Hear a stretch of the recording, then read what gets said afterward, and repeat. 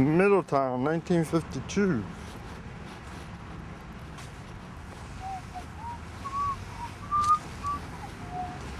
I don't think any in here. Let's find out. It's locked. It's locketed.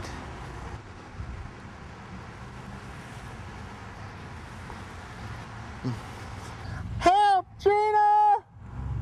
Gina!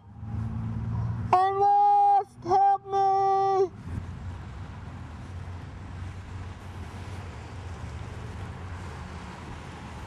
She's not around there? Where are you at, Gina? We're busy Hollywood executives, film crew. We're losing hundreds of thousands of dollars a minute on this production. Nope. Not her again. Colored people is that they're always late. We have been here for hours. Yes, we have. Huh? Yes, it's almost 2. I've been diagnosed with fatigue. Oh, and you have to do your whatchamacallit, your book tour. No, we're not doing anything Okay. like that. Sorry. I'm sorry. The makeup crew is coming, so don't worry, we're gonna do the official stuff too. What makeup crew? Oh, girl, this is big time. How This are is you? bigger than Ken Burns. No, this is a small office. Okay. Because, you know, I have a dual appointment. So Right. There's AMP in African American Studies. This is the office where I have office hours because I don't have a computer in there. My books are not really in there. Yes. The only tired I was office today. Because I was ill. Ah. So. Too many keys. Oh, you do. Look at this. You have quite a few of my posters. Well, do you like what I did? Uh-huh. I like the arrangement. Yeah. So where are we going to sit to talk? Where do you want to sit? You want to sit behind the desk like I'm one of your students and you're counseling me? No, I don't sit behind the desk. This is your seat, I assume. Yeah, sometimes. Where are we going to sit? So, you print because. I print because I'm good at it. Your life work.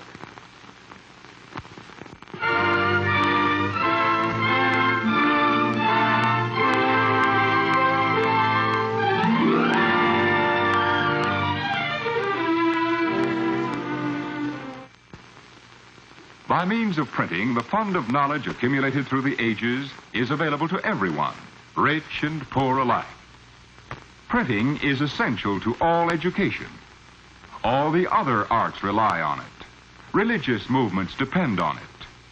Business could not function without it, nor could government. Because of the need for printed matter in practically all of man's activities, printing now ranks 4th among the nation's great industries. Printing is the best thing I can do. The output is far superior to anything else I've ever done in my life. You know, I assume it's the thing that I'm supposed to do. Yeah, but a lot of people, this happens to them, but they don't choose this road, and you know they don't follow their gut, and they don't end up following their dreams even because there's so many other pressures and conditions. Or what will people think of me? I mean, which is another, I think, aspect of it that, you know, at 40, I'm going to decide to just go and be something else. That's not part of Black middle class narrative. I've gotten a range of different reactions because of my father and his letterpress printing. What's a letterpress printer? I know letter, I know press, and printing, I got an HP, but what is that? The trade has several branches and numerous allied industries. The most familiar branch, letterpress printing, has 3 distinct types of work. These are, first, composition, the preparation of the type or other matter to be printed for the presses. Second, press work, the actual printing of the composed matter on paper or some other substance. And third, bindery work, the folding or joining together of the printed sheets into various forms so that they may be sent to the public. My goal in life in the next 5 5 to 6 years is to become a master printer. A master printer means that I have knowledge base that is large enough to handle most problems that occur in printing. A pressman must be a skilled, conscientious worker. He is in charge of expensive machinery and materials, and the quality of the work produced depends on his ability. He's just sloppy, like, you know, there's paper on the floor, there's ink all over him. He's not worried about getting the thumbprint on it. And that's the relieving thing about it, because sort of as letterpress kind of was this craft about sort of creating books or sort of fine printing, and to sort of what Amos does, it's just absolute like bastardization of sort of what letterpress was, which is totally perfect. Amos was certainly trained as a fine printer. At the University of Wisconsin-Madison, where he trained, that was one of the things they taught people to do, and to create fine editions in printing. But it's not at all what he does now. I think he takes letterpress printing as a point of departure and does very creative activity with it, using it as like painting or some kind of very fluid medium. Yeah, I don't know. He knows how to print. He just doesn't always choose to play by the rules. He gets carried away and doesn't want the first layer to dry before he puts on the second layer, because he wants to get it done and he's late, and he just does it. So he knows how to do it. He just chooses not to. When he would be working, he, a lot of times would be like smoking a cigar and listening to like the contemporary Southern soul, and sort of talking to himself. I want to do something funky. He looks very focused. So he kind of mutters to himself and he says, this goes well here, and no, that doesn't work. And he mixes paint and he sticks his tongue out in a lot of weird ways. So, I mean, you can tell when he's happy with his work and when he's not happy with his work. È un uragano. He's a hurricane. È un uragano di idee, of ideas and forza, and strength e di energia positiva. and positive energy. Posso solo dire che bacia bene. And after having kissed him tonight, I can say he's a good kisser. He didn't like to walk too much. If he found somebody to carry him, he used to sit. He was about 2 years old, and he used to sit in a little red wagon and wait for the children to come along and pull him. He would sit down just as patiently in this wagon, and he knew some of the children were going to come along and pull him. This is Amos as a very small baby. I guess he should have been about a year. This is Amos when he was about 2. And this is Amos when he was about 5. We lived in Michigan at that particular time. Amos was the only black in their junior high. Amos goes in and it's this uprising going on in the South about integration. So we come from the deep South, and here this professor, this teacher, he wasn't a professor, he assumes that we are impoverished, uneducated. So Amos lets him think this. Then Amos' grades wasn't too good, so I had to go over and see him and talk to him. And this is when I found out that Amos was playing the man. You don't expect nothing out of me, I don't give you nothing. He just was a person that got into a lot of mischievous stuff, always into stuff, always doing something. He does that today, he does. Yeah, he does. One day he's an entrepreneur, and he's trying to sell his posters. One day he's an artist, and he's displaying his stuff. And the next day he's a workman, and he's there in his printing shop enjoying himself. I thought he was a farmer with a pair of overalls on. And that's what we named him, called him Mr. Overalls. Amos wears overalls because that's what he wears when he works, and so he said that was what he was going to wear because he wanted everybody to know he was a printer. Well, his latest thing is the pink shirt. I just found out about that recently.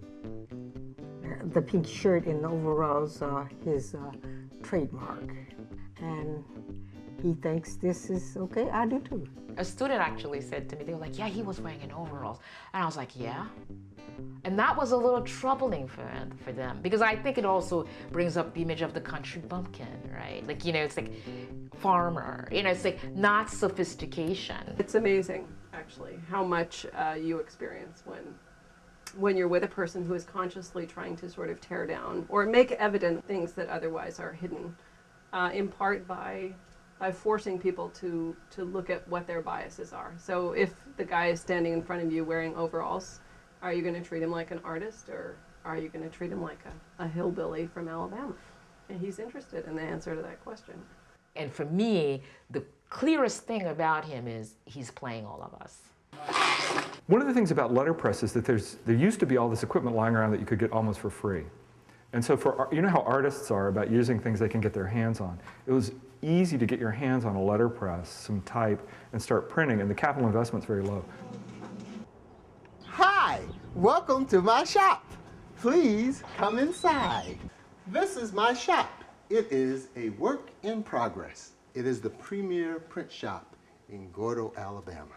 This is the Vandercook SP15. This is the press that I print all 90% of my posters on.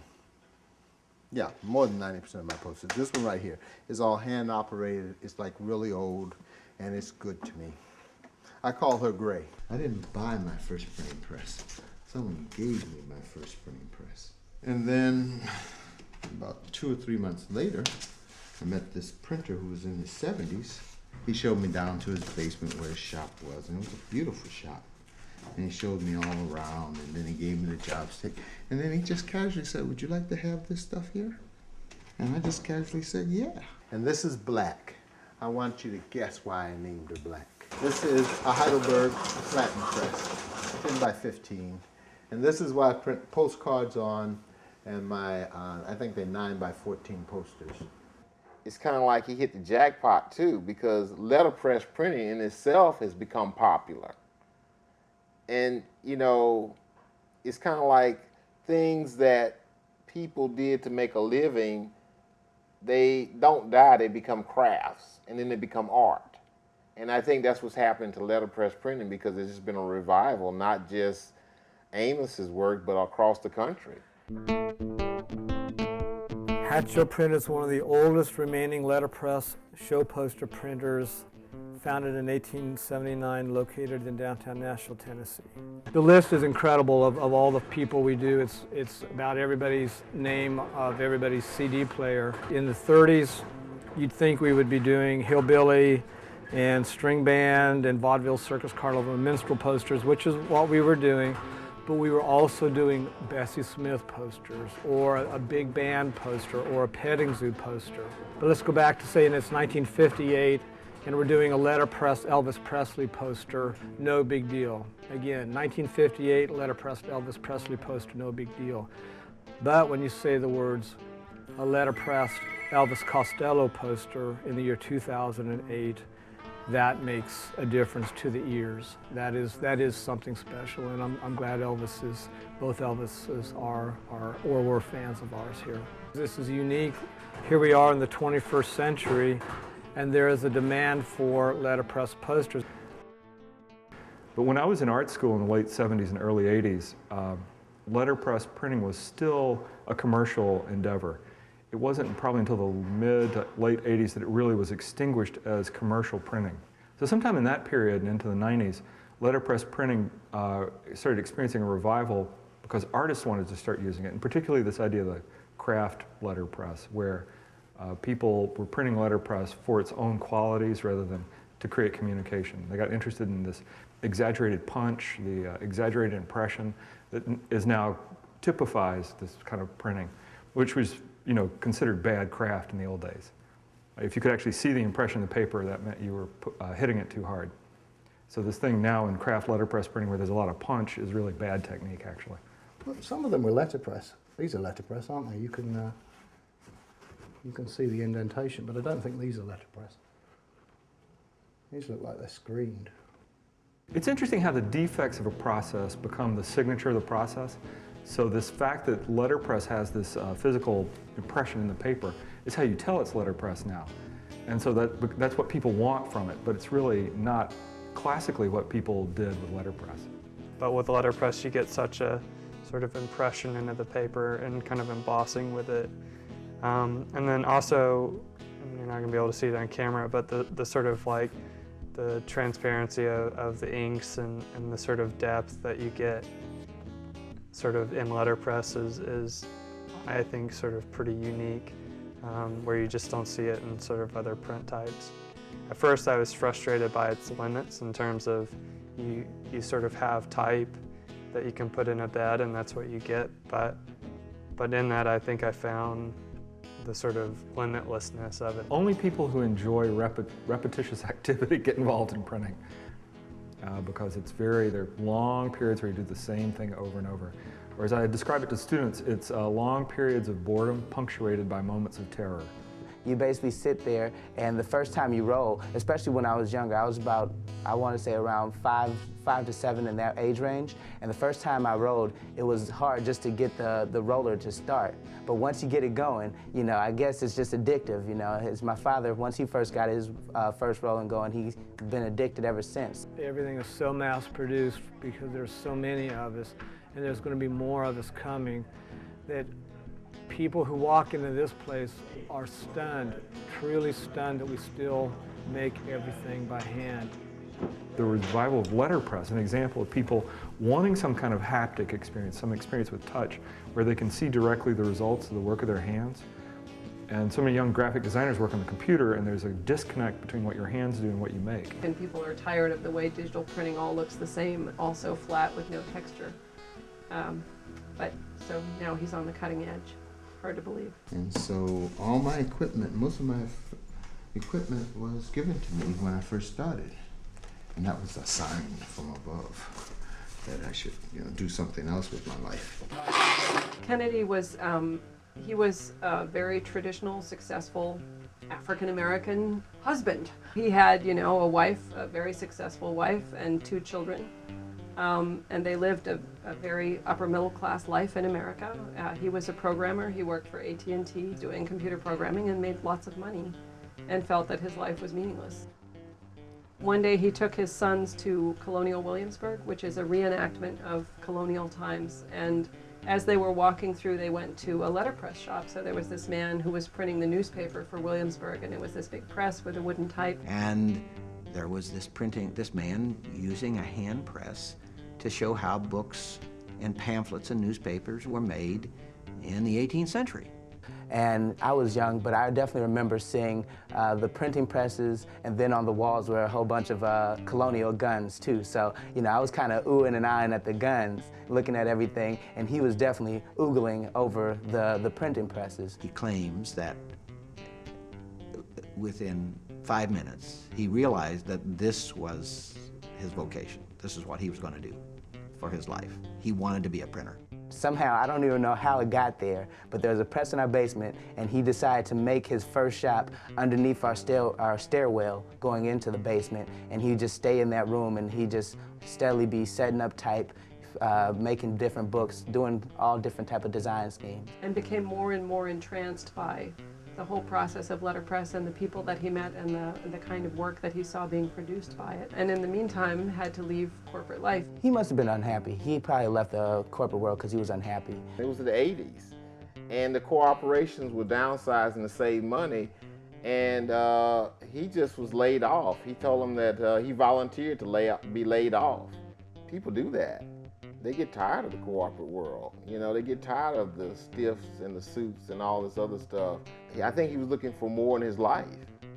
And, that is something that people do in general. They want more than just going to work every day and making a check and making a living. And so it was a troubled road for him at that point.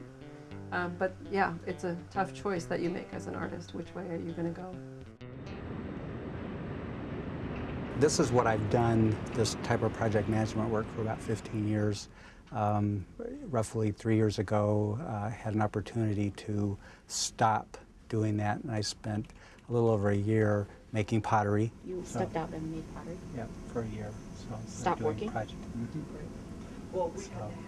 Okay.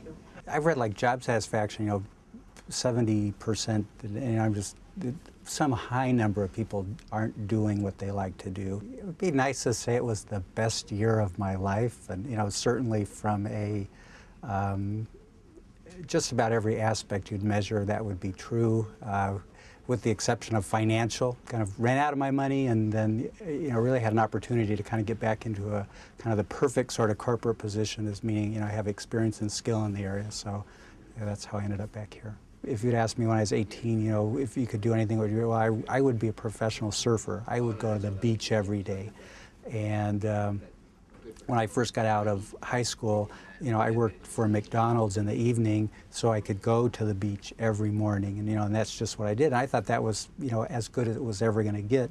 And I think that may be right. I don't have maybe as much drive as some people. And that really could be the difference between me and Amos, or a few people that I could tell you that have maybe given up a ton to be a potter or a painter or a printer.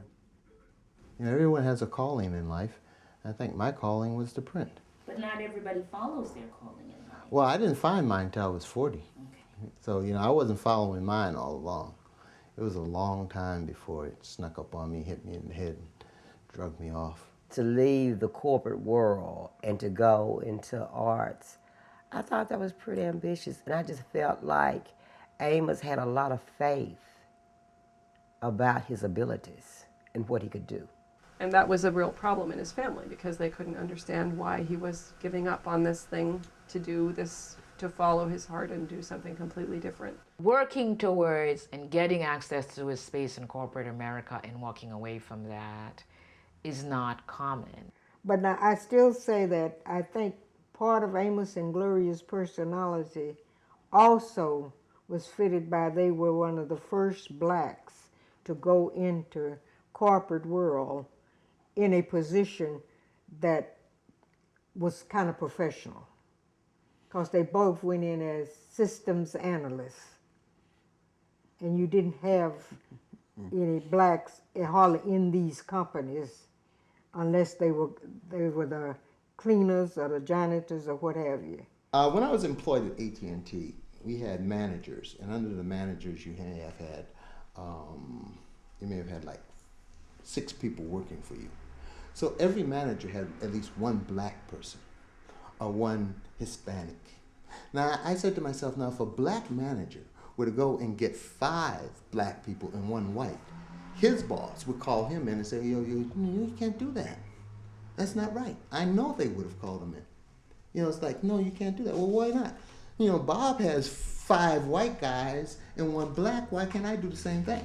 To have sort of worked and made your way to have gotten that space and walk away from it is not a common part of the black middle class narrative, which is one of achievement, and not just achievement, but perpetuating that and passing that on to your children in such a way that you have a continuity of class mobility. He was raised to believe that you get your education, you go work, and you retire. And I think that he became disillusioned with that over time. I didn't have no problems with it. See, my problem is we didn't have no problems with our children. We always told them that they had to get out and take care of themselves. When it comes to his art, I just see him happy. And I like to support him because it's so hard to find happiness in life. Mm-hmm. I see so many people that really don't know what happiness is, and that when you find somebody that finds happiness, you need to support them. I think it's very hard to jump off that ladder, and I think it's really scary when you jump off that ladder. And in this culture, I think there are real reasons to be scared. It costs money to do art. My sense is that art is the preserve of the middle class elite. The middle class and the elite. It's such a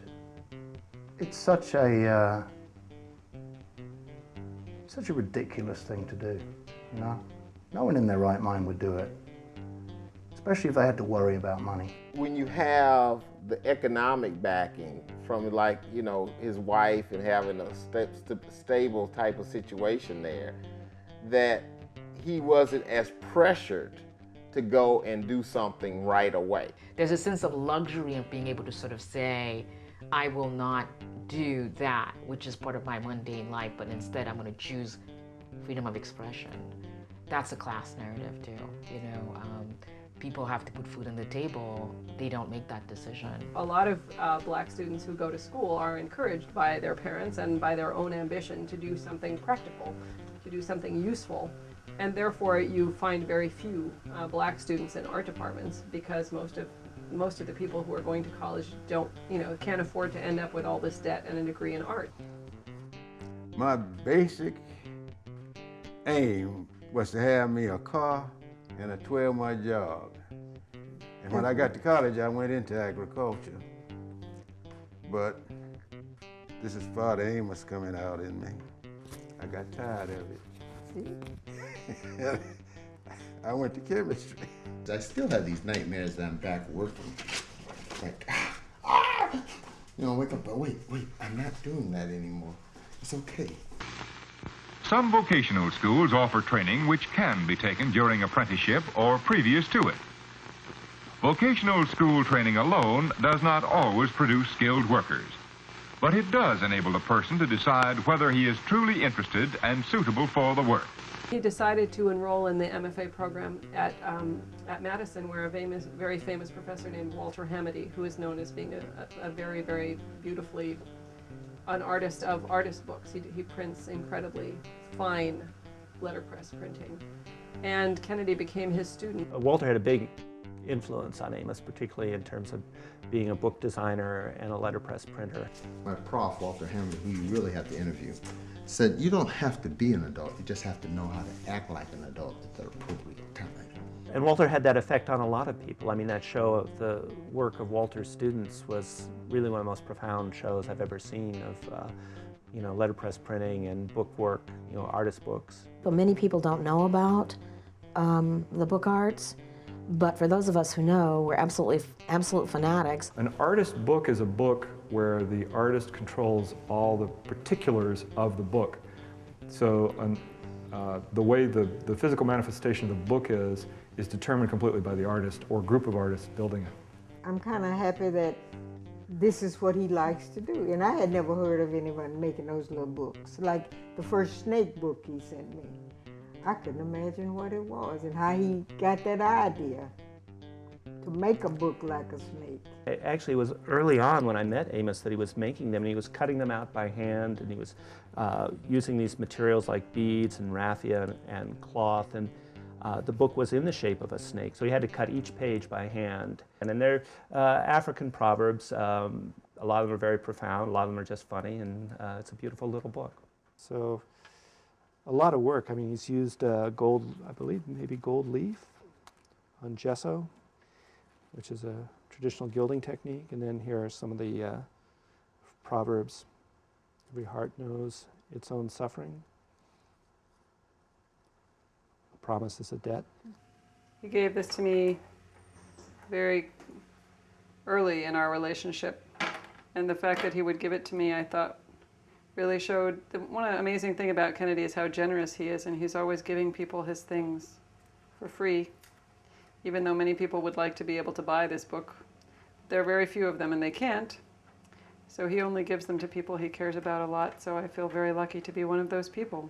Well, at first he started with African proverbs, and I kept saying, come on, come on, come on, you're not African, you're American, do something American. So then he did switch to American, but the topic is always Amos encountering the world as an African-American man. I mean, to some extent.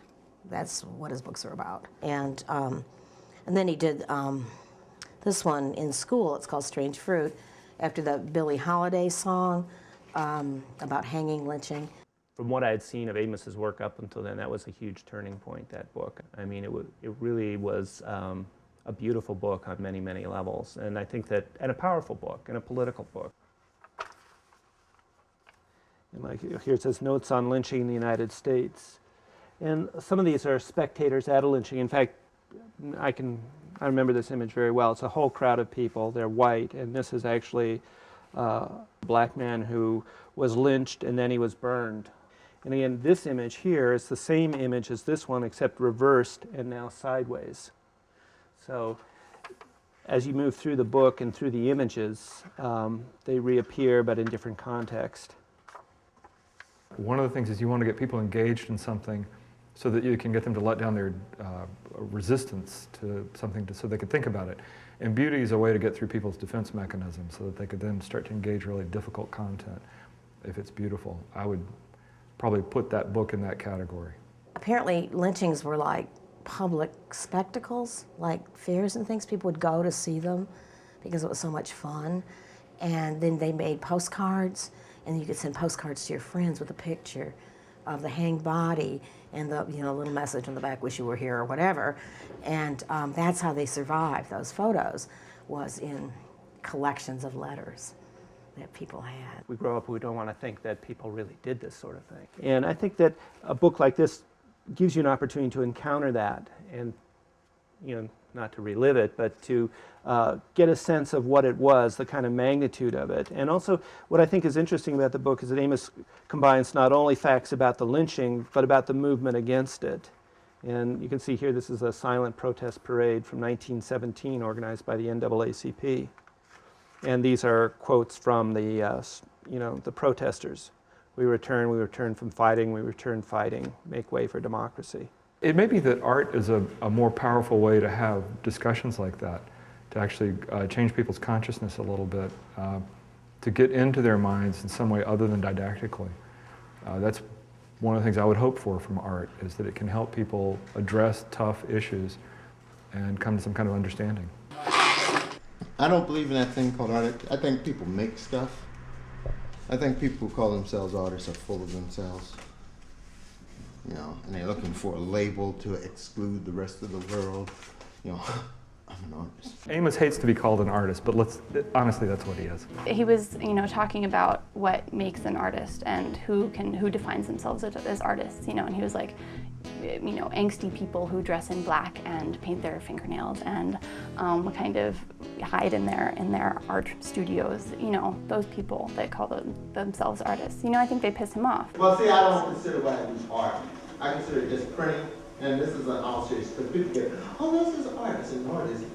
But if you give me $10, you can call it whatever you want. I think he contradicts himself a lot because he insists that his posters are not art. But he said 5 minutes later that art is something you make that you like. But to, again, relate that to the act of printing versus the idea of being the artist is clearly, I think, a step away from that type of elitism or inaccessibility that many people associate with the practices of art. He uses letterpress to create art, but he's not a letterpress printer. He's an artist who happens to use letterpress. Artist, schmartist, I don't know. He makes beautiful work. Ti rispondo te, allora vai. No, vai. You say. It doesn't matter. He's an artist and that's all. I was at Indiana University and I was finishing my second master's degree. At the time I was taking a class in graphic design, and so I was walking down, I would often be in the art school, and he had been hired as a visiting artist there. And as I was walking down the hall one day, outside the computer lab, I saw this man in overalls with keys hanging from his body, a lot of keys, and he was doing jumping jacks in front of this window. And I couldn't figure out what he was doing, because there he was, jingling like crazy, merrily doing jumping jacks in the middle of the hall.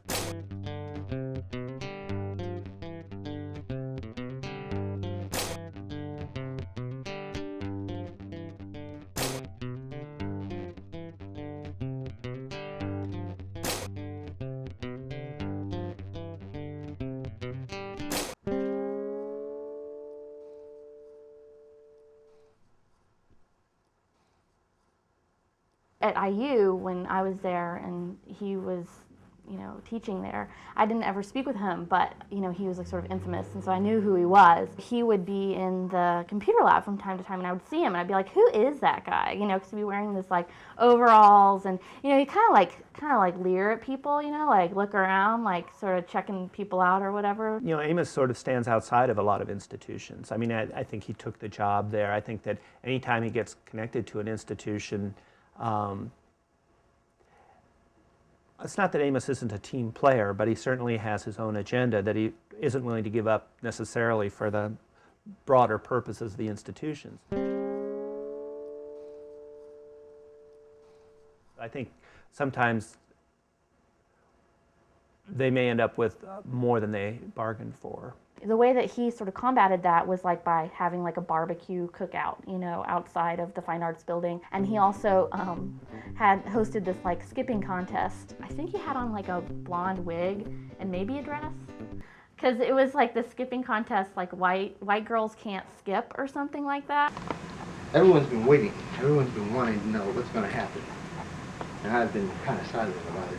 Any predictions before? No predictions, but I'm a big fan of skipping. I mean, from way back. So it's a level playing field. I don't know what's going to happen, but I'm just excited to be out here. Really, it was silly, but it was his response to like the other faculty members really not being involved in like the students' lives or really, you know, around much. As I said before, like, you know, I'd see him in the computer lab, and that was many times at night. So he was like at the shop, you know, like around, and he was like the only faculty member. And I guess that's why it was odd to see him. Like, who is this guy? Like, he's around. And all the other teachers, like after the daytime, they were gone. I like people who don't talk down to students. I try not to talk down to my students. And he is very autocratic, and he is a dictator in the classroom, but he doesn't condescend to people. When people condescend to him, or when he sees people condescending to others, he runs to his press and prints up something really obnoxious. And then we all get in a lot of trouble. And that's pretty much how that works. Well, nappygrams were born at this university that we were at when injustice appeared. So nappygrams are a response to injustice. And so when something happened that seemed wrong, one way to deal with it was to write a nappygram, a card about it, and then just distribute these cards in the mail and in stacks around campus, and to see what people said about them. When he does a series of postcards called nappygrams, it creates a kind of great discomfort in most white liberal viewers who want to pretend like the race problem doesn't exist or that it's really a fair and equitable society. When I saw these nappygrams, first of all, and I'll show you those later too because I still have some, they just struck me as playing on the stereotypes of African Americans that are just politically incorrect. These are the nappygrams that I've been talking about. And I like these because he would send these out to his patrons every so often. You can see that they're postcards. And this one says, "This nappygram is a response to being labeled non-white by the administration of Indiana University, Bloomington." This is the kind of thing that really made me uncomfortable in the very beginning. And you can see these images, which are really stereotyped. Nappygrams are postcards that got the name nappygram. I don't know how I got the name nappygram, but they're just postcards that I send out from time to time. I used to send out from time to time when I was at Indiana to address issues that I thought were not being fully addressed. And so they got a very bad rap because many people didn't like what they said. There was some talk going around the department that this woman was only there because she was a minority hire, what's called a minority hire, because there is extra money available to hire minority faculty. Kennedy was also a minority hire, so he felt this particularly strongly. And this woman is a fabulous artist, you know, who's had shows all over the country and a very well-respected artist. And to say that she was there because she was a minority hire was racist, was very insulting. And so he was very angry. And therefore he went up to his press and he printed a postcard that said affirmative action is a joke. And then it had my URL on the on the card and his URL on the card.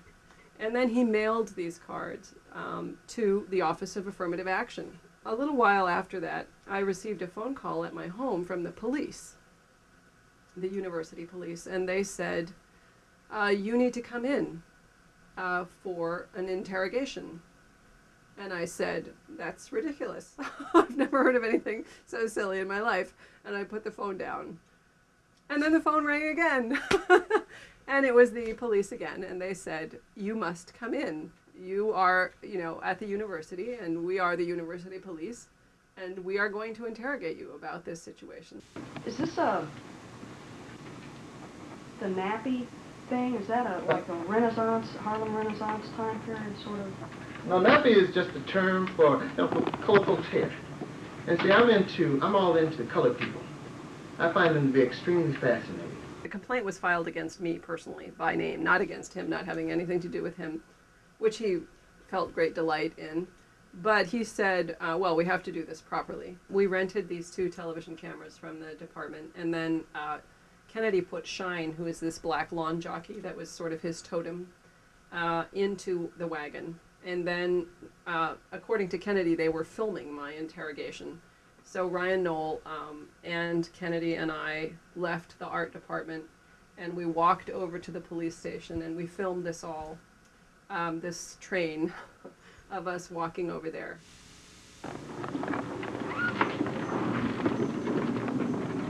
This is Shine. Shine is my mascot. And you're just gonna be going wherever you're going. I sincerely hope my blindness doesn't affect me one way or another. That's Eleanor Patazzi. She's the one the police want. I'm just going to kind of help her out, I guess. What do you think, Eleanor?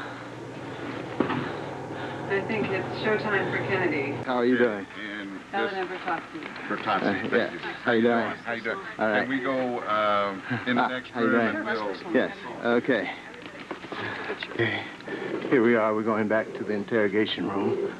Here we are. We're going back to the interrogation room. Why this? This is Shine. Shine is the mascot for Napping Niggers in Art. And this is his first field trip out of the art building. I am assistant professor of art, School of Fine Arts, Indiana University. And also president of Napping Niggers in Art. Hi, Shine. Individuals at Affirmative Action had received this card marked Nappygram, and it's addressed Affirmative Action is a joke. Did you guys send this card? I sent the card. She didn't. You sent the card. You That's know correct. nothing about the card. No, I know about it. Okay, can you explain to me why someone sent the action? They have taken it as a sort of a harassment. The nappygrams are very provocative when you read through them in a sequence. And his affirmative action stuff is very provocative. But if you're not shaking people up, you're not doing anything either. They didn't know how to take this.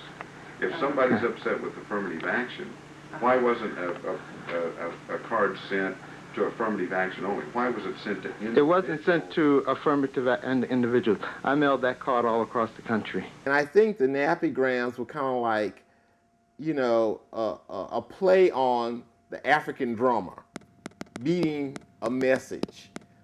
And he was doing it with his printing press and not with drums. And the little nappy was on there beating because there was a message to give out. And what I do is I wake up in the morning, I think of something, I make a postcard, I send it out.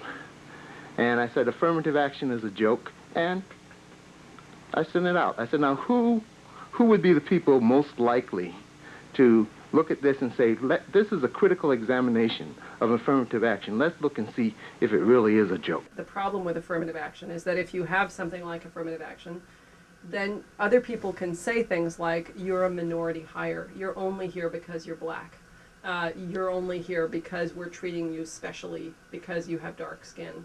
which makes it an untenable situation for the black person, right, or the Latino person, because then what can you say in response to that? Nothing. I just told you what the complaint was, ma'am, and I don't understand why you can't understand what I just told you. Well, because I don't Affirmative understand. action, well, an office Yes, received this card. yes.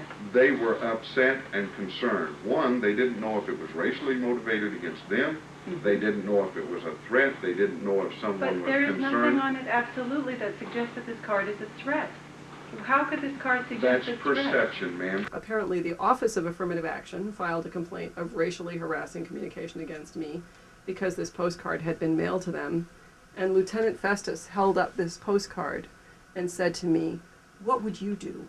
What would you do if somebody mailed you a postcard saying that your place of employment was a joke?" And I was like, "Call the police." And then we did a series of nappygrams where we say things like, how does this university treat the only black faculty member on the art department? In the art department, you know, call the police. But I think we've come to a resolution. It's art. It's art. I'm an artist here. Part of my contract with IU is to make art. If people don't like my art, that's not my problem. I am supposed to make art. And would you put down in your notes that this is art? And you can call up affirmative action and say it's art. He enjoys being a social irritant. I think one of the things his work does is he tries to call into question a lot of unexamined assumptions about things. And that's a great role for an artist. The art school invited him to be the speaker for that year's annual Fine Arts Gala. And so he gave this talk about what it was like to be a black faculty member in a place like this. And then he showed the video of the interrogation to this group of people. And at the end, there was just total silence in the room.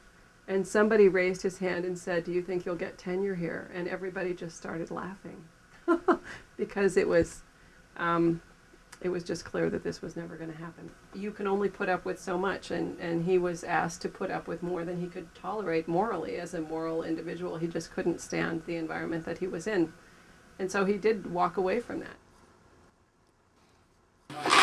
He does things like we're supposed to feel sorry for him because he doesn't have a job. And he's so poor. And then I turn around and I say, "Amos, how many of us can go over to Italy and stay 3 months and don't work, don't do anything?" Now, I really do feel sorry for you because you are in poverty. See, we have those kind of conversations. "Well, can you go over to Italy and stay 3 months without working?" Okay, I'm through with it.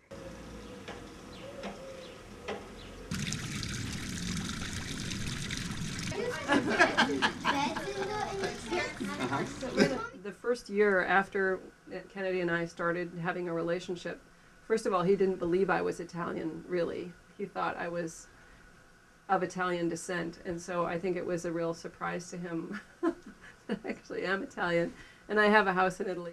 Do I get a lot of shit for dating a white woman? Yeah, basically from her.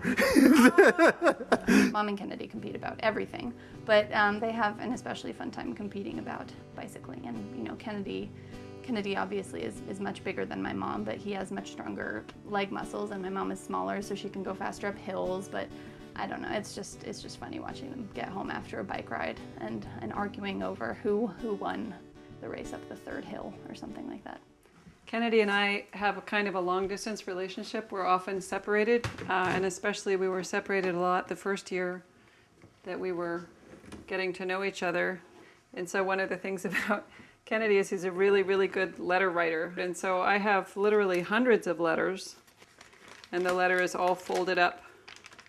And then often he does calligraphy or different kinds of things. This is an example of a letter that arrived sewn together. And then letters like this are often written over a series of days, and then he'll insert little handmade paper structures inside of them as well. And after I'd gotten about 40 of these letters one summer, the mailman came inside the house and said, "You know, I have to meet you because I want to know who is the person who is inspiring these incredible pieces of mail that I'm delivering every day." I have a vague memory of him coming into my house when we lived on Clifton Avenue in Bloomington, and he was incredibly quiet and shy.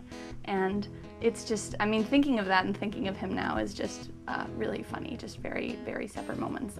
But I just don't remember him talking very much. There's just kind of this jump in my brain between seeing him sitting on my couch and drinking some coffee and not talking, and between him, you know, wildly making fun of me and you know, calling me all types of names and threatening to show up at my boarding school with a child and pretending it's mine. My girlfriend has a daughter, and like when she was 15 or so, I used to give her a hard time. She's like, why you always do that? I said, because when you get a little older and little boys give you a hard time, you be like, is that it?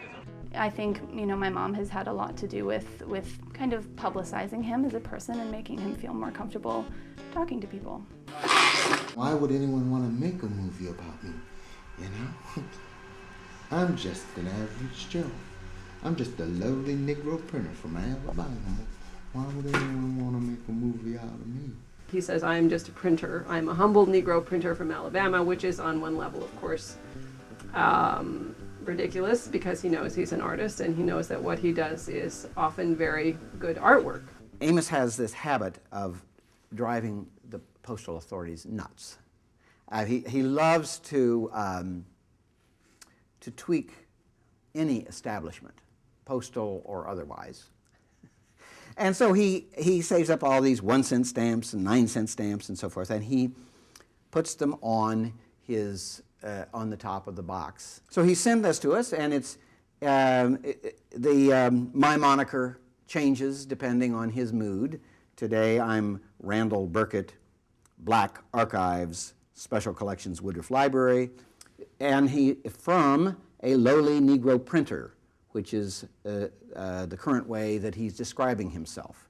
And then you see, actually, the post office decided, forget it, we're going to just slap a label on this and say, okay, from a lowly Negro printer to Burkett, and then that P.O. box. That was all they were going to bother with. I love the boldness. That's what I love about it. He's just like, I'm a Negro. People are going to be like, oh, did you have to say that? Do you know what I mean? And I'm like, well, hey, this is what he is. I mean, history coded his body, you know.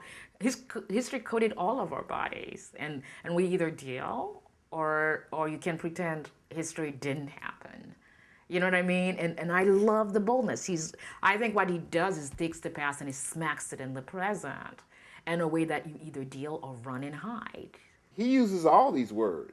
He uses black, African American, Negro, colored. He likes the word colored. Mm-hmm. The issue about naming is another one of those complicated stories. People of African descent in North America have for the most part been named by white people. Naming is about identity.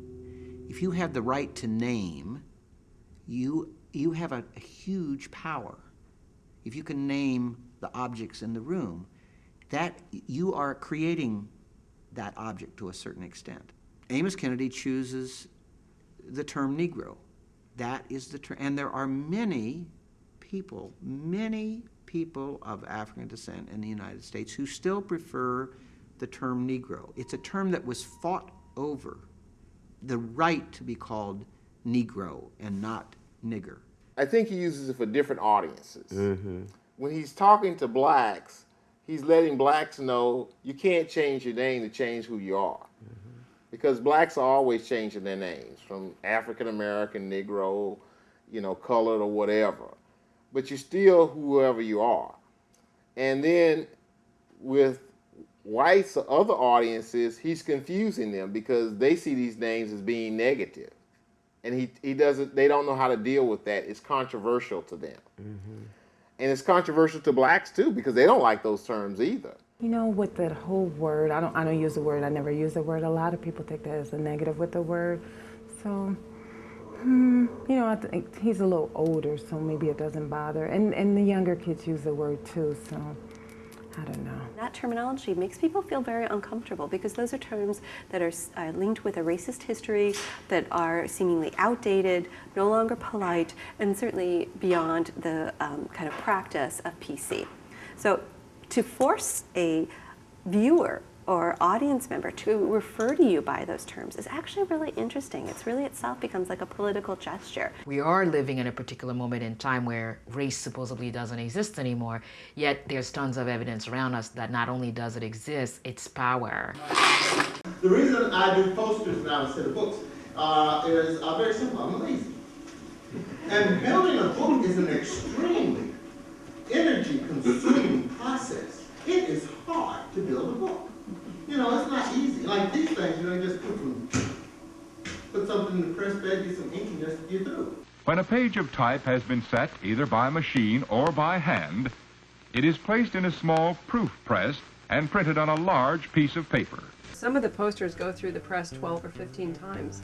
So he puts layers of color. I mean, if you really look, you see that behind the text there are like 5 other layers. This has about 6 layers of ink on it. Okay? But it's so much fun to do it. And I'll explain that. But you know, it's just that, you know, I need to make a living. And I like the way this looks.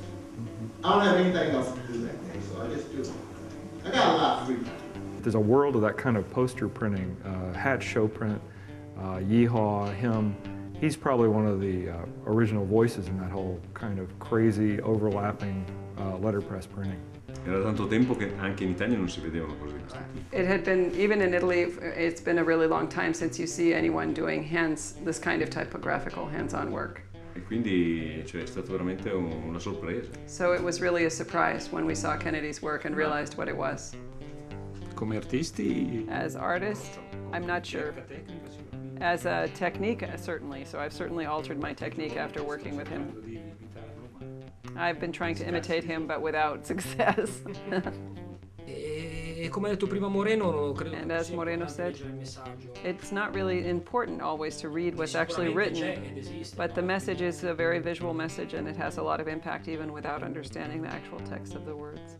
Beh, come davanti a un quadro di Picasso, non è che uno capisce subito. Just like when you're looking at a painting by Picasso, you may or may not get the message, but you're looking at the overall feeling of the painting. Il tempo e la passione che ci ha messo. The time and the passion that he's put into his work. And I can imagine him printing. Fatto questo lavoro con una certa dedizione, con un certo amore. And I know that he did this printing with a certain dedication and a lot of love. This is the bathroom. I like to hang Kennedy posters in the bathroom because people spend a lot of time in the bathroom. And when people are at a gallery or in a museum, often they'll move around through the show and they'll spend maybe 15 or 20 seconds in front of any individual work of art, which really is not very much time. Whereas if you're sitting in the bathroom, you're focusing on what's in front of you for actually a pretty long period of time. He is not pretentious about how you should display these posters. He thinks they would just be push-pinned to the wall would be a really good way to do it, and certainly not to be framed necessarily. It's a great place to ruminate.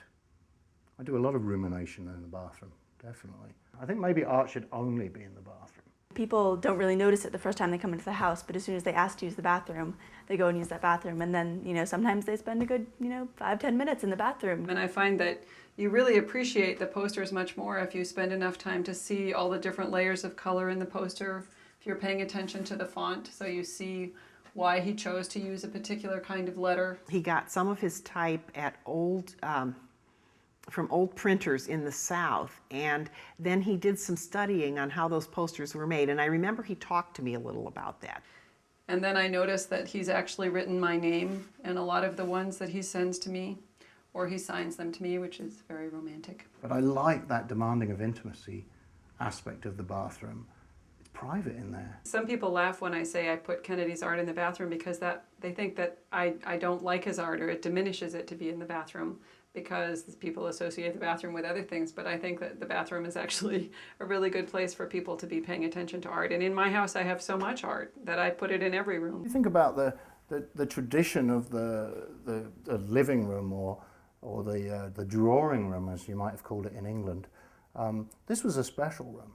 This was a room that you only used sometimes for special occasions. And everything in it was special. It was your best furniture, your best rugs, carpets, your best art. And ironically, you put it in the room you use the least. It's not art as something precious that you can't touch and put your hand on. You can touch this art. You know, if my paintings were in your bathroom, in the privacy of your own bathroom or someone else's bathroom, you could caress them. You could fondle them even. Yeah, no one would know. This poster right here is when a book artist from outside of Milan came to America, and we did a show with him at Indiana University.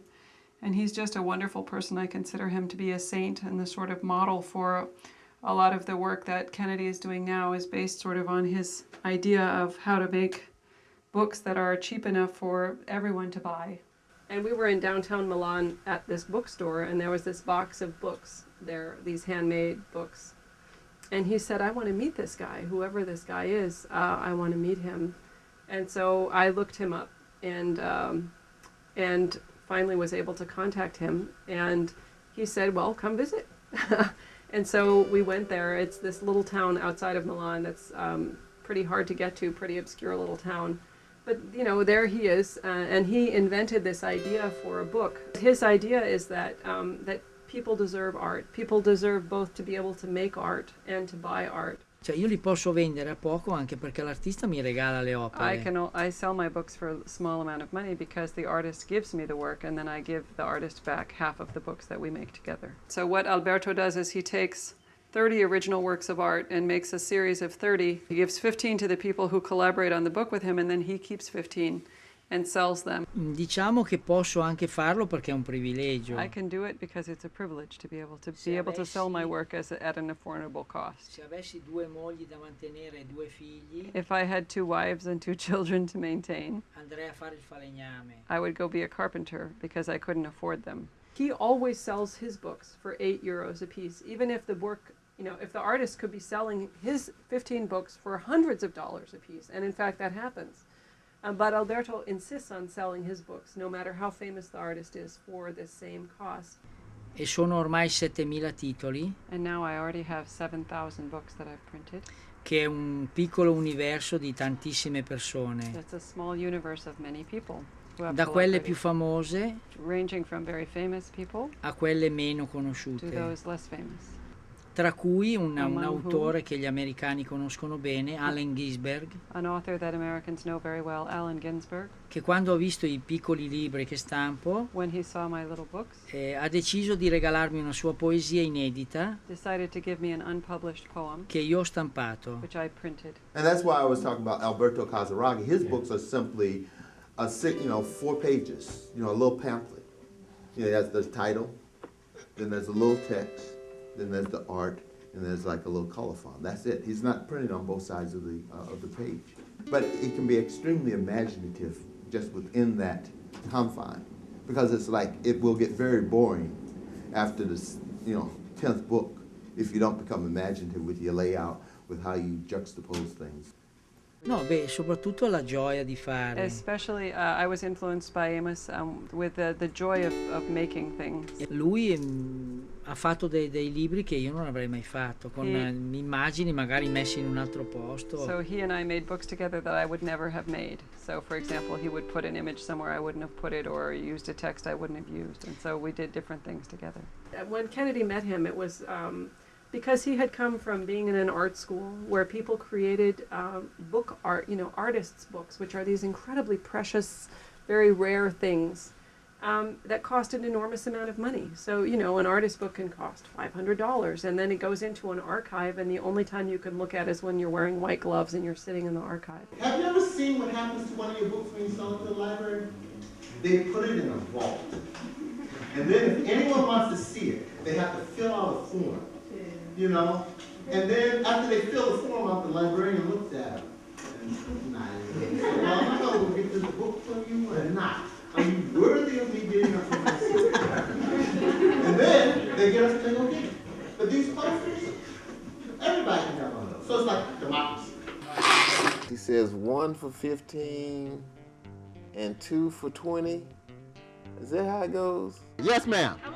How much? Oh, for you because I like you? $15. And the reason he does that because he doesn't have to make change. He can give exactly $20 bills are easy to handle than doing 5s and all these 1s and all that. Exact change. I might have to come back for that. What? $15? Huh? Might not have enough. Oh. What do you mean you don't have enough? Oh, that's right. Oh, am I? I know, you don't carry around small. You're one of those people that look down upon money. As you know, it's like, oh God, do I have to have this nasty stuff?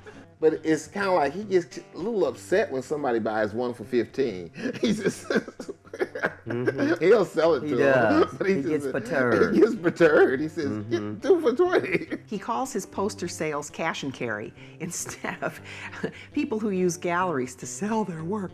He calls it cash and carry. And I know here at Wesleyan, when he sold his posters, he was selling them for $10 to $15. And the money went to benefit the Middletown Public Schools, and people just went wild for that, and people bought a ton of his posters. You know, and as he's realized that his work is relevant and interesting and people like it and want to know about it, he feels more comfortable interacting on that kind of a level with people. And it's more fun, you know, it's fun to watch people at a gallery respond to him and wonder why this crazy man is harassing them, and then they realize he's the artist. He's very interactive with people, and it's a joy to watch him because he's like a traveling salesman. Instead of selling snake oil, he's selling posters. His interest is putting these materials in the hands of the people, in the widest base of audience that he can. When he was here at Wesleyan, he was talking to the students here, and this is something I don't know much about, but he said that it's very controversial that a lot of art students are told don't undersell your work, that the art market, you should hit a certain level and you should keep it there, and you shouldn't undersell yourself. But he has turned that theory on its head, if you will. Most artists dream of making a living from their work, of not having to do anything else. It's hard to see an economic model for an artist where if you sell things cheaply, you can make enough money to have a decent life. Maybe dealers might think he's crazy or something because he's not participating in their system, but I know a lot of artists who find his ideas very appealing. This is the Micromentalist Manifesto, as rendered by Artway Signs Company. We reject the idea that great art must be monumental in scale. We reject the idea that art should exist only in museums and commercial galleries. We reject the idea that only the rich can afford good art. We own the means of production. We can and should take control of the means of distribution. We reject the law of the commercial galleries. Art should be affordable. Art can and should be small, and only big when big is necessary. The Micromentalist Manifesto must always be bigger than the work we show, and we celebrate our exquisite hypocrisy. I guess I came up with Micromentalists. I invited people to join the movement, and it's, as I say, because we communicate by email, because we're all in different cities and different countries, it's not like we kind of hang out in smoky bars. Not that you could hang out in a smoky bar anymore, but metaphorical smoky bars and discuss art and the malaise that is the modern art world. The way the work is priced is by the hour. So let us say a painting took the artist 4 hours to do. As a buyer, you would pay how much you earn in 4 hours. So if you work $10 an hour and it was a 4-hour painting, you get it for $40. If you earned $100 an hour and it was a 4-hour painting, it would cost you $400. So this seems like a very logical and decent way to make art affordable, contingent on how wealthy you are or how much you earn. We did have to cap the bottom end at minimum wage, because otherwise someone could say, well, I don't earn anything and I'll take everything. Thank you. Goodbye. The world of folk who can buy art and who buy art, that's a very narrow world of elite folk. You have to have a home where you can preserve that material. You can afford to frame it, hang it on the wall. In fact, people who normally buy art didn't come and buy art at our shows because it was too expensive for them. So it was almost a disincentive for rich people to shop there. You know? But that was kind of our idea. Rich people have way too many privileges. It was time to let the poor buy some art. Both Amos and Gloria, they're in hobbies, well, in occupations, I guess, that people in our income bracket just can't afford what they're doing. Some of the stuff they make and some of the prices they demand. From our generation, we just can't see. We can't we see that. appreciate it, but it's like it's a. Like this well, bowl. it's a different generation. You got to look at it. Where's that bowl over there? Oh yeah, the ceramic. Very does very good. She does. Very does bodies of people of ceramic. She took the torso. But when you start talking $3,000 and that kind of stuff, we think of appliances rather than art. So well, you know, something practical. He says he wanted to be the Walmart of poster. Now, if you go into Walmart, they got a little bit of everything, but they stay away from the controversial stuff. Fuck you, I'll fuck myself. It's uncompromising. I'm not entirely sure what fucking yourself means. Metaphorically or literally. But then what does fuck you mean? Because you don't say it when you want to have sex with someone, generally. So, I guess it's the metaphorical fuck. I think he's just a Walmart plus. You get a little bit extra if you look through the stack, and your eyes go like, wow. I think, and then you just skip over to find something you like.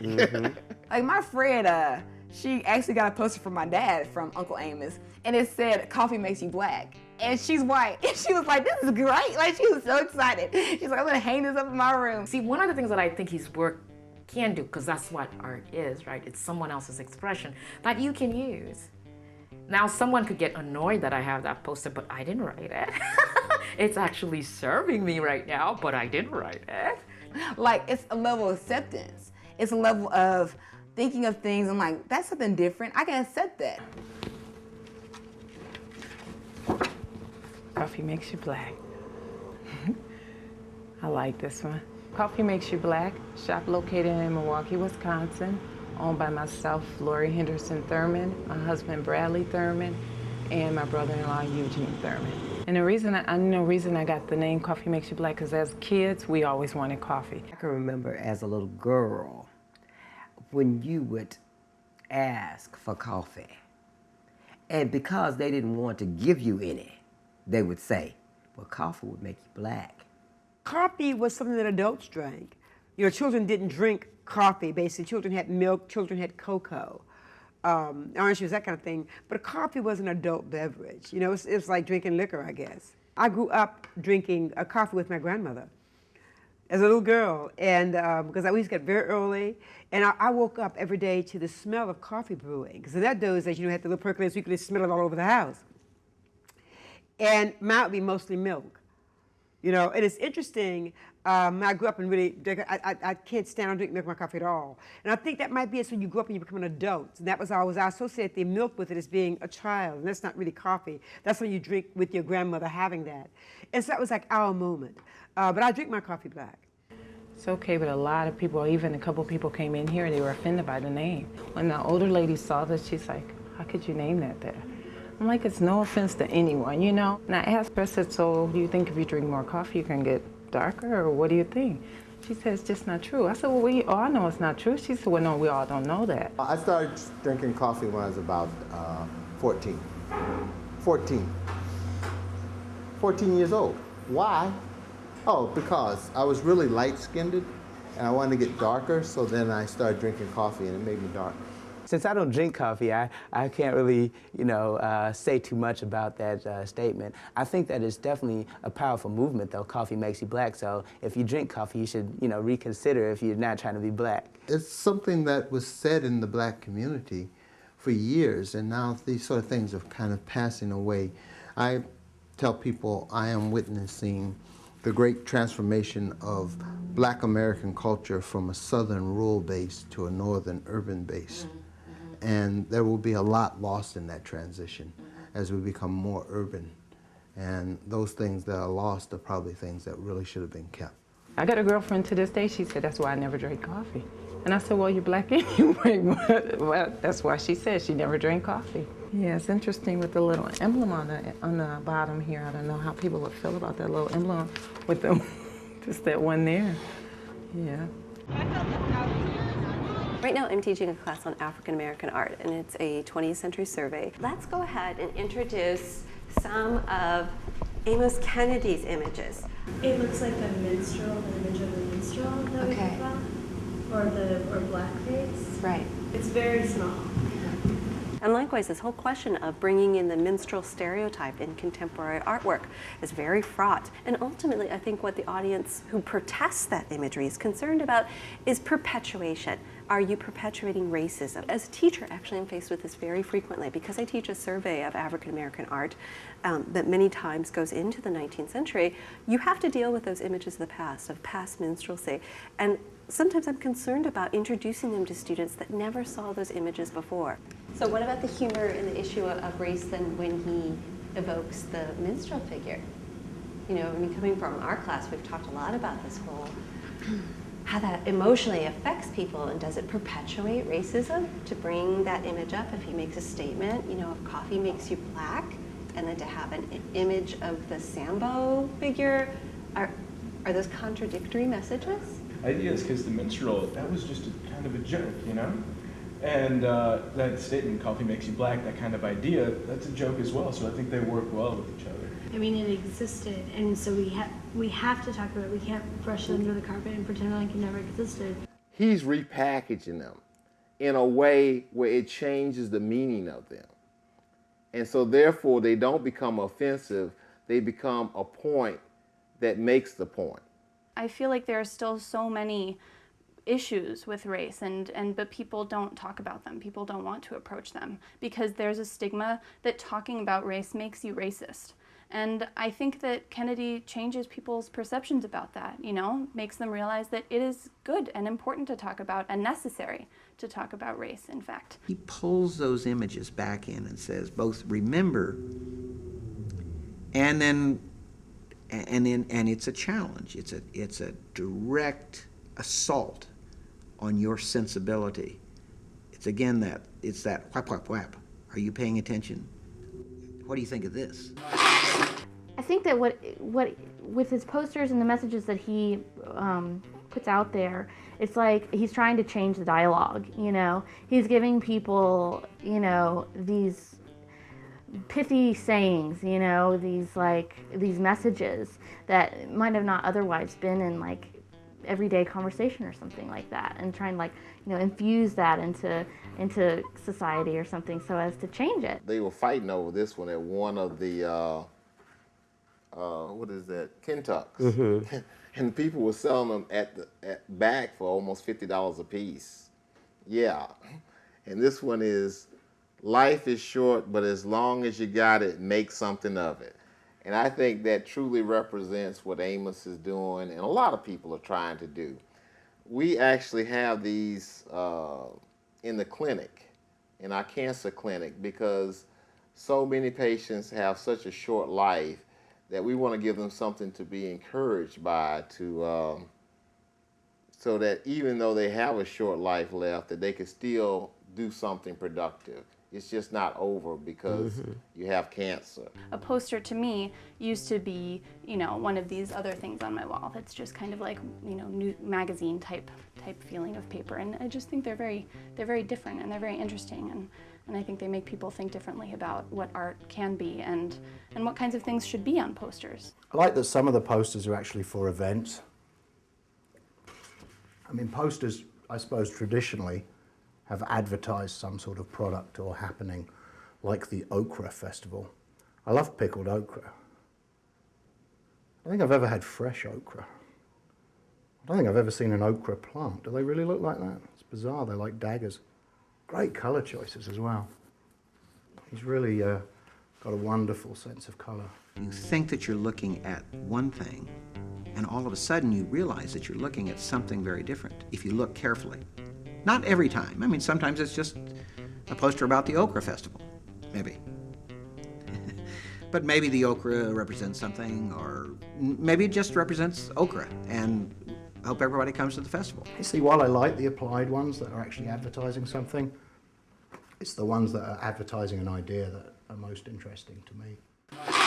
I'm Amos Paul Kennedy Jr., but you know this. because you've been watching the last hour and a half of this documentary about me. And I got news for you. There's more to come, because my life is exciting. My life is full of glamour. You wish you had my life. And you can have it. All you have to do is declare yourself crazy and go off and do what you want to do. Printing as a vocation attracts many young men and women because it offers real opportunities for steady work, good pay, and advancement. No, it was on Marketplace. It was one of those shows on NPR. They do this little series about people's jobs and what they do. And they interviewed this lady from California who's a letterpress printer, and Amos knows her. And she said how much she made, and she said, I average about $100,000 a year. And I called Amos up, I said, really? I said, what are you doing something wrong? and he assured me that he wasn't making that kind of money. He has some of the heaviest equipment that he works with, and he's been successful in getting it from one place to the other. So that's what impresses me most about Amos. The wide variety of products of the press and the demand for a constant supply requires the efforts of many skilled persons in printing firms ranging in size from the small one-man establishment to large plants employing hundreds of workers. For the last 6 years, my rent has been nothing. And I've always had at least 800 square foot studio and a place to live. But it wasn't in Chicago, you know. It was out in the woods. And a lot of people, I don't want to live in no woods. That's the thing, if you want to make art and it affords you the opportunity to spend your money on your supplies and make art, you go where it is. Because what you're going to do is you're ultimately going to make that decision. What do I have to do in order to make my stuff? I was shocked that he would choose to live in York, Alabama, which has a population of about 12. But he seems to like the rural South. Well, York is a small town. It's closely knitted. Everybody knows everybody.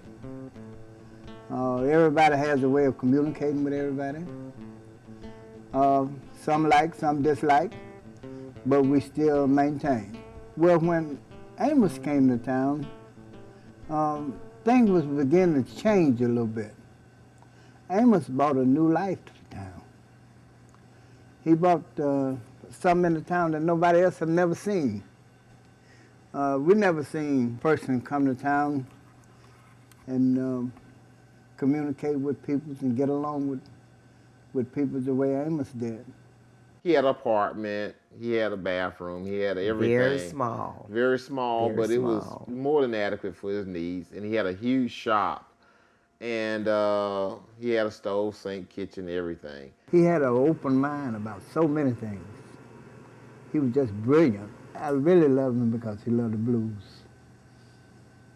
He's a blues man. I was over there one Saturday. I said, T, how things go? I said, man, I said, the ladies fighting in the bathroom. Ladies don't like to fight in the public. So if they have a difference with another lady, then they'll go up in the bathroom and settle their difference. You know, kind of, you know, ladies like to be private. You know how ladies are. He said, well, we need to make a poster up. And so we come up with ladies, no fighting in the bathroom. It kind of quieted them down, and then it let them know that we was aware of it. The poster says 1,000 things. And then I had a few left over, and mothers started buying them. Mothers with 2 daughters. So, whoa, I need that for my bathroom. I was glad he came here, yes. And I miss him every day. And I don't know why this town wouldn't work with him, but I can't speak for that. But they should have tried to keep him here because he knew how to get things done. And see, when I met him, he was here doing his printing down there. And I was taking my kids, the boys I had, I was taking them down there to the printing shop. You know, like I'd take them down there, he'd see them print. And so when he decided, I don't know what happened to him down there in York, but he said he's going to move out. And I talked him into coming here, you know. Mr. Wilson had the Rural Studios building in Akron, and I don't know how they know each other or how that came to pass, but I guess Mr. Wilson offered to have Amos live and work there. And because it had been, the building formerly had been a Boys and Girls Club that actually had not succeeded. The community really wasn't able to support it, or was unwilling, or for whatever reason it just didn't work. And so Mr. Wilson had closed it as a Boys and Girls Club and had invited Amos to work there. And he went to Akron because they gave him free rent. And so I guess you're willing to sacrifice some things for free rent, and he didn't have the amenities that you would expect, like hot water, you know, a bathroom, a bathtub, a shower. And some people call this extremely primitive living, and he managed. It wasn't really primitive, it was kind of wonderful. The lack of a shower was a drag, I think. If he likes to live where he lived, I understand the last place he lived was very primitive. At least Alan said so, and that's enough for me. But if he chooses to do this in the environment that we brought him up in, I think he's happy. So why should I bother? I talk about my mother about that a lot. And she says sacrifice means you give up something to get the things that you want. But I tell her, if you like doing what you're doing, you're not sacrificing. The way I look at it is, if you have a goal and you have to kind of like walk on coal to get there, then that's sacrificing. But if you like to walk on coals, hey, you're having a good time. Mm-hmm. And when you talk to Amos, you don't get that impression at all. Yeah. Not at all that he's made a sacrifice. You know, Amos came in here with a shop. And it's strange. A man move in here and set up a print shop. And don't nobody walk in and speak to him or say nothing. None of the church people. Same way with the boys club. Amos was here 2 years. Nobody from the city hall. You know how close he is to City Hall? You think any of them ever walked in there and spoke to the man? No. You respect the man for what he do. You know, the man had a good, I thought it would be beneficial to Akron. It's not. Anytime he left for extended time, he had to board it up with plywood. Mm-hmm. I think he was just tired of the whole environment. You know, it's just a completely economically and otherwise depressed place, and I'd never been anywhere like that ever. That was another part of, you know, sort of my apprenticeship, you know, so to speak, is just learning about sort of the issues of the rural South, and you know, the best and the brightest is another thing that Amos would say have left, and that's sort of part of the problem. His shop now is in Gordo, and he's in transition between that and spending a sabbatical, in effect, in Virginia, at a college in the state of Virginia. He's an artist in residence, I think, for 2 or 3 years, I believe he told me. Since he's been in Alabama, he has embraced the state, the people of the state, and they have embraced him. But more, the people who he's embraced have been sort of those things that are essentially Southern. You know, the people of the juke joint, the people who are doing community festivals in small places, and he really has seen that and embraced it. We're going to keep him here in Alabama if we can, and I think maybe he's landed in a place in Gordo that will have much more stability than some of these rural areas. But I'll tell you, he's left an impact everywhere he's gone. Well, I guess that's what he have to do. He just have to hit small places and open eyes and hearts and minds. There's been several times that I've been up here like 3 o'clock in the morning, we've been printing, and he just like will scream out like, "Damn, I love to print," you know? And it's like, that's when you kind of realize that like it's not that hard for him, you know, like he really loves what he's doing, and I don't think you could do it any other way. He knows he's the greatest printer of all time. If you think you would be interested in printing as a vocation, investigate its possibilities and prepare yourself accordingly for the phase of the work for which you are best suited.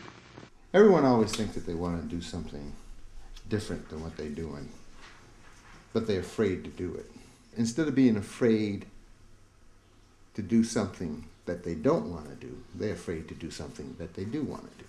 Do it, figure it out, because I wouldn't give up the year for anything. And there's stuff now in my mental bank account that lasts me the rest of my life that much outweighs what I would have earned from a financial perspective. I can't imagine what will happen if one of my sons says he wants to be a painter. I really can't. Because I'm not sure if I could put my hand on my heart and say, oh, it's a great choice. So probably wouldn't discourage him from doing it, but I'd just say, well, you ain't going to earn a living doing it, because I didn't.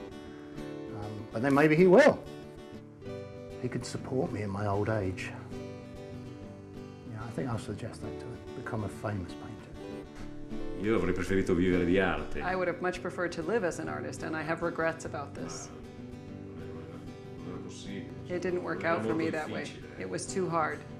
Forse io non ho voluto Maybe sacrificarmi, infatti I didn't want to sacrifice myself. Per questo che ammiro Kennedy. And I admire Kennedy because he did make this Lui sacrifice. riesce invece a tenere duro e a fare veramente quello che vuole. He has managed to really do it, to make the sacrifice and to do what he wanted to do without being commercialized.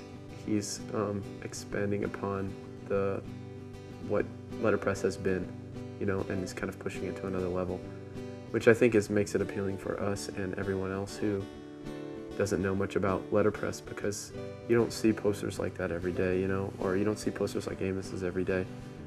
And it's nice to see that someone still cares about craft. He knew it wasn't going to be easy, but he knew that if he kept hammering at it, that it would come about. In time. In time. I think Amos is very happy. I think he is. And he enjoys what he's doing. And as far as I'm concerned, he's successful.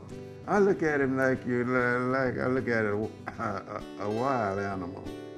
As long as you let it loose on its range, it'll get what it needs. And I'm afraid if you were to pin Amos up, you'd have some problems. Find that job that will allow you to perfect your technical skills during the day, and at night, go home and have fun, Because there's no guarantee that, for that matter, Ford Company's going to be here next year. The stockholders could all vote to dissolve the company. So that could go away. Nothing is permanent. So why are you going to put your faith in something that you have no control over? At least you have some control over your life. A little bit. Perhaps you will find a place for your tastes and talents in printing. A vocation offering splendid possibilities for your life work.